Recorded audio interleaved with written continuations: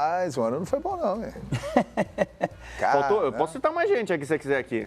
Não. Acho que o Rodrigo Bueno tem razão em muita coisa, mas acho que o principal, minha modesta opinião, foi um pouco de nariz empinado, sabe? É mesmo? O Andrés, ele que não deixa mais ter a reeleição, né? Ele que foi o precursor, sim, por votar para não ter reeleição, eu ouvi dizer 500 vezes, 2018 estou de volta, em 2018 estou de volta. Porque ele sabia que ele só poderia se eleger em 2018. E eu acho que quando ele assumiu, ele achou que ele era maior do que tudo, inclusive maior do que o Corinthians.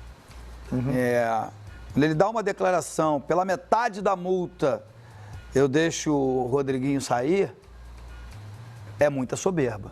Porque naquele momento era o Rodriguinho o melhor jogador do Corinthians. E eu acho que começa muito por ali o fracasso. Apesar dos últimos 5 anos, 2 títulos brasileiros, 3 títulos paulistas seguidos. E aí a soberba dele deixou o Rodriguinho sair, deixou o Carille sair, deixou desmontar uma equipe forte, achando que Sornosa é do mesmo nível do Rodriguinho, por exemplo. Sim. E não é. Então, a camisa do Corinthians, eu joguei lá, é pesadíssima. É fantástica, é maravilhosa, tem uma torcida espetacular. Mas ela não joga sozinha. Ela precisa de jogadores envergando ela com galhardia, com coragem, com vontade, com disposição. E eu acho que ele deixou sair muito jogador, vendeu muito jogador bom e contratou muito jogador ruim. Achando que a camisa por si só ganharia tudo.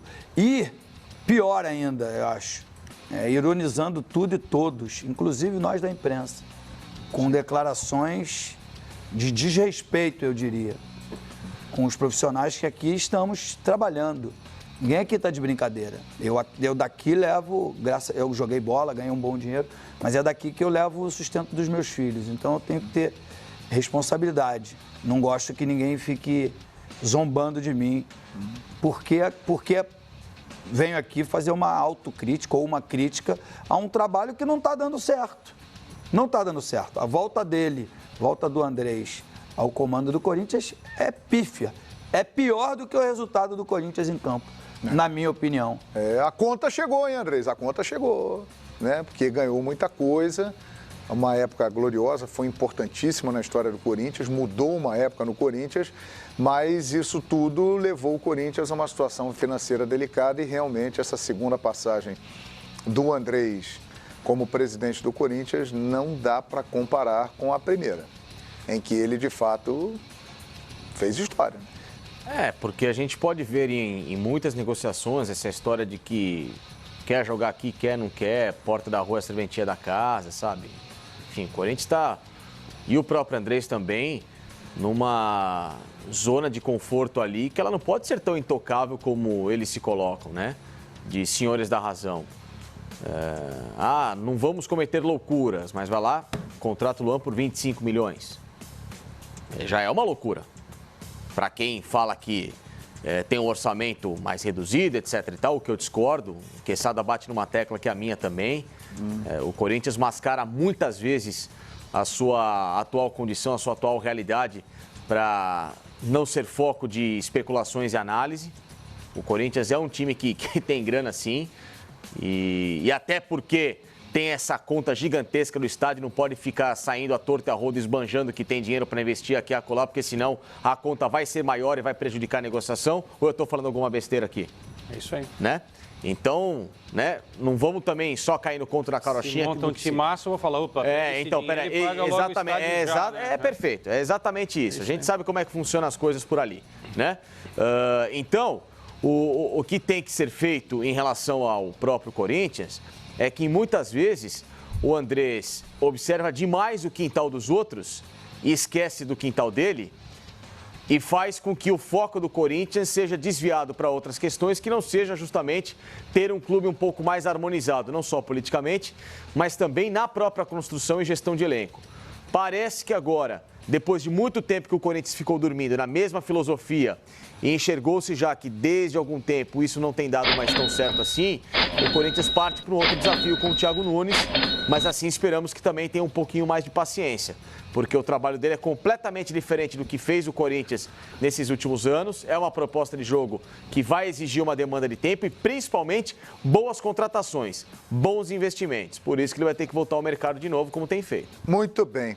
Para a gente terminar aqui o Corinthians, eu confesso que eu tenho uma expectativa muito grande e positiva sobre Thiago Nunes. Acho que ele dará um passo maior na carreira dele, um passo decisivo, eu imagino, mas o enxergo com competência para vencer esse desafio que é dirigir o Corinthians e levar o Corinthians a um rumo que deixe a Fiel contente. Eu espero um trabalho interessante do Thiago Nunes. João, eu tenho batido nessa tecla e a resposta só virá no ano que vem. Que o Corinthians será mais forte em 2020 do que foi nessa temporada, eu não tenho dúvida.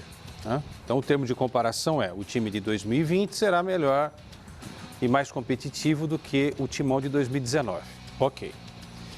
A segunda questão esse time de 2020 será competitivo, agora comparando com outros rivais brasileiros e internacionais, né? Porque o Corinthians está na Libertadores.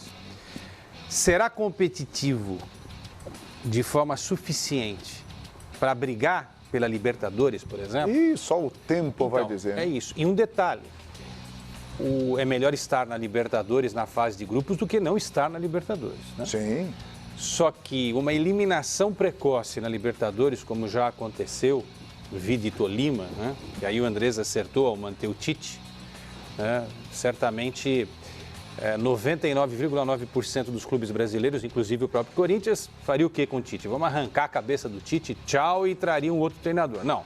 Corinthians foi eliminado pelo Tolima, lá em Ibagué, na Colômbia, manteve-se o Tite, e aí o Corinthians conseguiu conquistar, em 1 ano e 4 dias, Campeonato Brasileiro, Libertadores... e Mundial. Ok.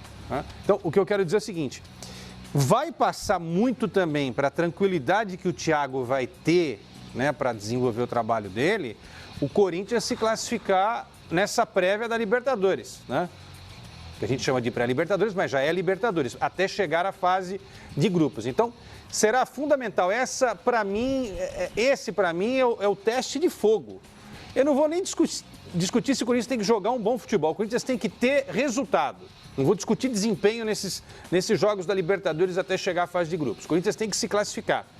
Porque uma eliminação nessa fase prévia da Libertadores vai trazer um problemaço para o Corinthians e para o técnico. Então, isso é algo que a gente tem que mirar muito. E outra, pouquíssimo tempo de trabalho para colocar esse time para se classificar. Você é muito craque. Só vamos observar isso daqui. Você é muito craque, porque você acaba de deixar o apresentador na cara do gol. Por quê? Nós vamos falar de um time que começou o ano de 2019 com este